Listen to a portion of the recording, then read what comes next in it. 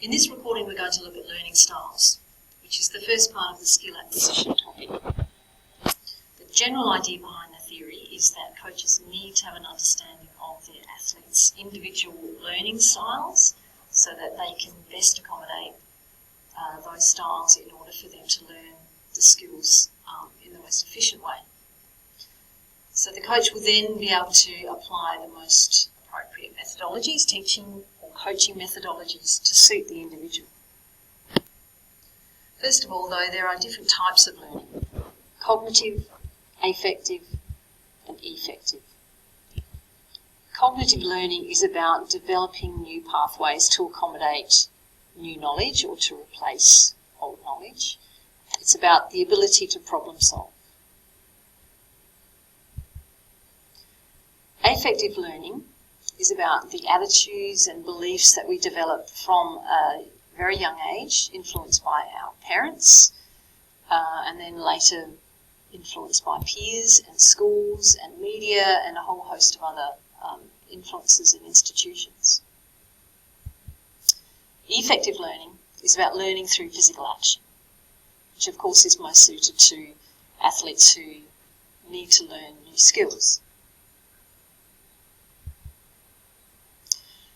There are different types of learners which we can categorise in the following way: affective or reflective learners, sensing or intuitive learners, visual or verbal learners, and sequential or global learners. Active learners learn by doing. They need to know what a movement feels like in order to develop that skill. Whereas reflective learners are able to think through what a skill should be like to perform before they actually perform the skill. Sensing learners like to learn by the same method each time.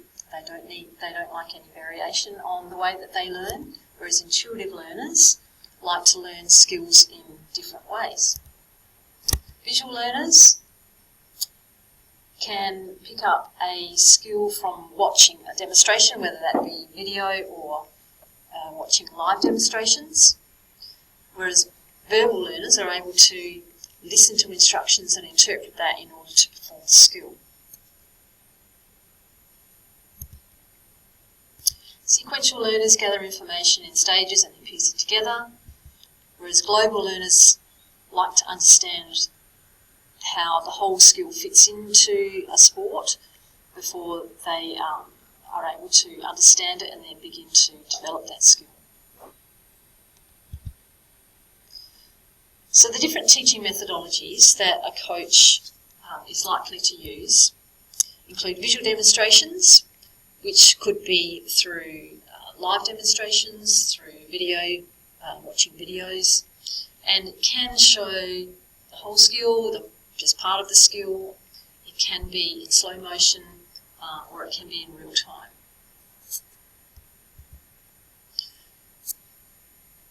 Another teaching methodology is to just give verbal instructions or to give audible cues. And it's essential that not too much information is delivered this way. So it needs to be kept simple and very clear, with a limited number of pieces of information given. Manipulation is another teaching methodology, which is where a coach will physically place the limbs into the right position. So if you think an example of throwing a javelin, so showing the athlete how to use their arm movements in order to throw the javelin in the right way, and the learner will then begin to develop what we call proprioception, which is where sensors in the muscles are able to give some feedback to the learner about the position of their limbs and their body in space. So with all of this information, a coach is able to devise training programs which will help their athletes develop skills. It's more than likely that they would use a combination of these different teaching methodologies Even though some learners will learn better through watching a demonstration, they will also be given audible cues in order to help them to develop the right skill. And then manipulation is also an important part for some sports, perhaps more than others.